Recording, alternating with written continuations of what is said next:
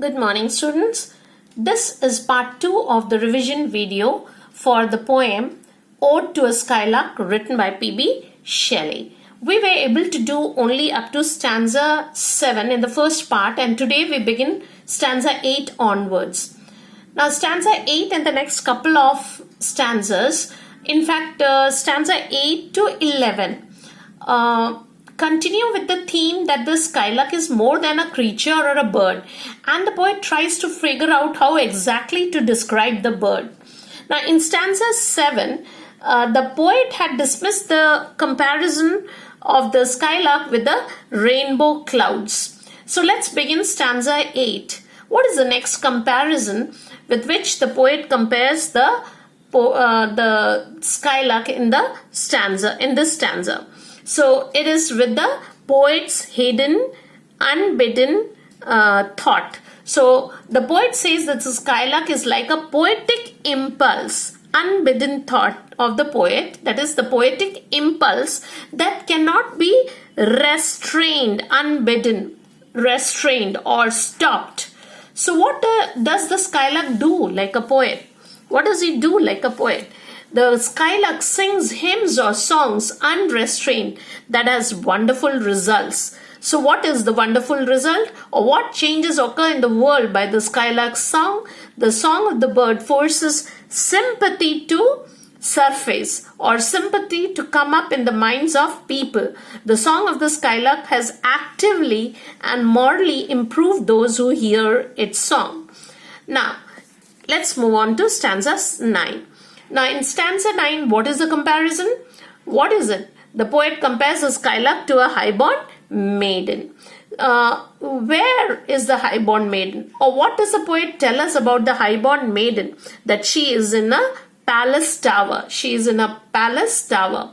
So what is the highborn maiden doing in a palace tower? The highborn maiden is secretly soothing her soul with sweet music. So she's secretly soothing her soul with music, sweet or sweet music, which overflows her bower or bedroom or palace room. So this song can now be heard all over the earth. So let's move on to the stanza number 10, which is considering its comparison. It's very important. After the comparison of the skylark to the highborn maiden, what is the next comparison the poet thinks of? So here the poet compares the skylark to a glowworm that emanates or gives off golden light in a dell. Where is it? Where is the glowworm? The glowworm is in a dell of dew, that is in a dell. A dell is a small valley in the woods among the dews and the flowers and the grass. You can see it here. So describe in brief the comparison of the skylark to a glowworm. The poet sees the bird as a glowworm, so that is giving out a golden light in a small valley in the woods among the dew. So it's just looking like that. From where? From above the clouds. And like a glowworm, the bird is scattering its hue or light or happiness from the sky. So its joy is raining down, and it's an aerial beauty. You can see the beautiful way the poet has written this line.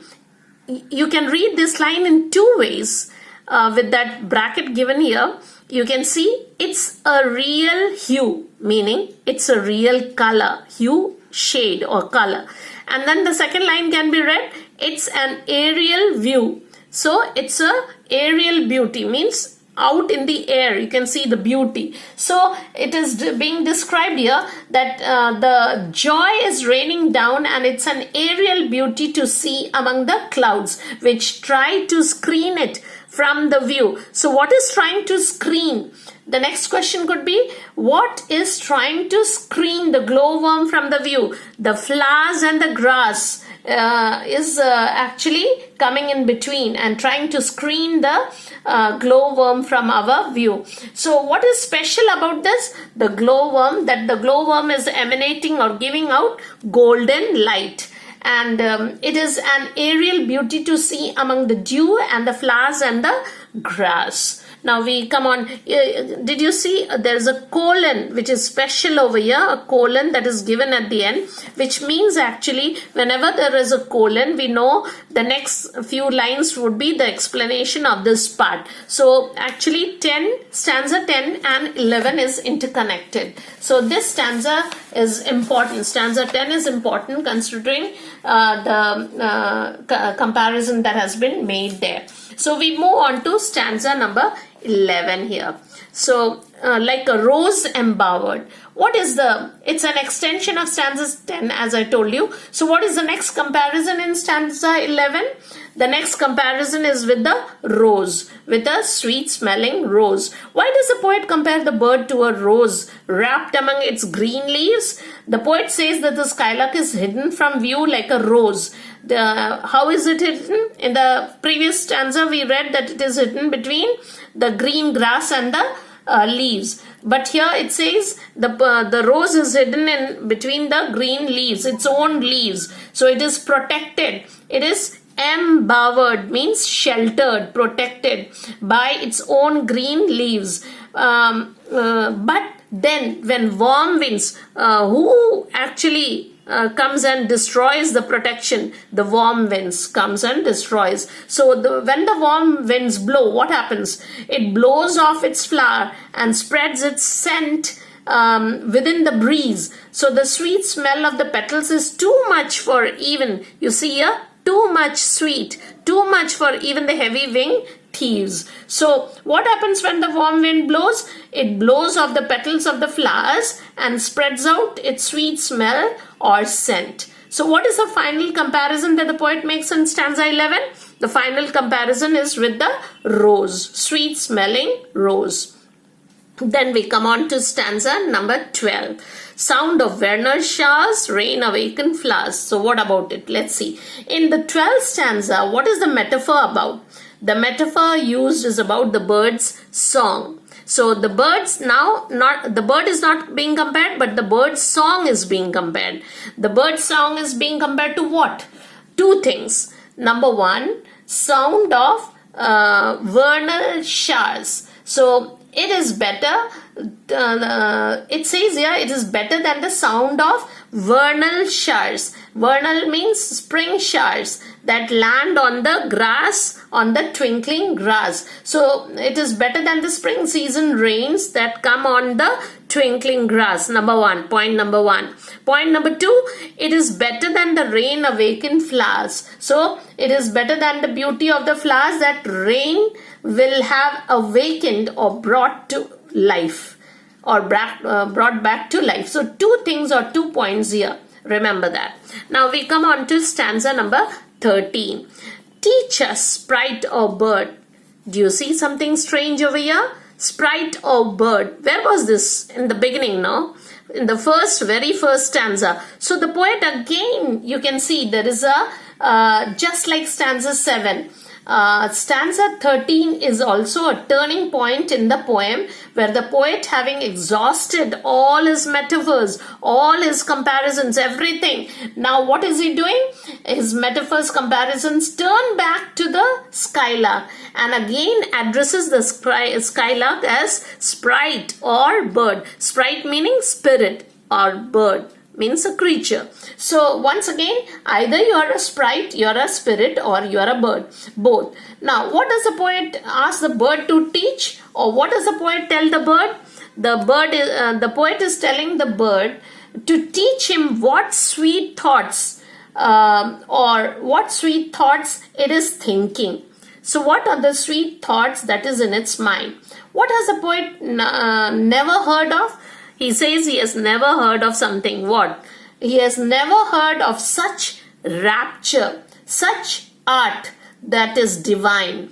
Art that is divine. He has never heard or seen anything that inspires. Sometimes love or wine inspires people to sing in praise of something. But then he says, I have never heard or seen anything that can inspire such a divine melody, not even the praise of love or wine. Then in stanza 14, the next last stanza that we have in this part, we have two very important things here. So what does the poet now call or address the bird as? He calls the bird two things by two names. Number one, now here again he is addressing the bird like chorus hymnal or triumphal chant, two names. So he calls the bird a chorus hymnal and then he calls it a triumphal chant. Now let's know what's the meaning of these two. So by these, what two names does the poet address the skylark? A chorus hymnal and a triumphal chant. What do these two names mean? A chorus hymnal mean a hymn or song sung by a chorus or a group of people, a group of singers.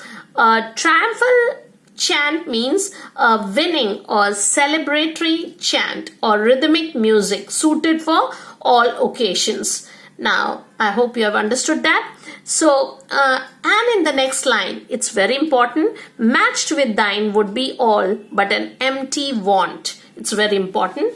So it says the poet, what does the poet mean by these two lines? Anything that would even attempt to compete with the bird would be an empty want, meaning in Hindi we say khali bhashan dena, or empty want, that is an empty, meaning just a baseless boast. It becomes a baseless boast, a thing wherein we feel there is some hidden want, and it would be like a thing that clearly misses an element that is really missing in it. So it is like a missing element in, and clearly it will tell us that it is an empty boast over here.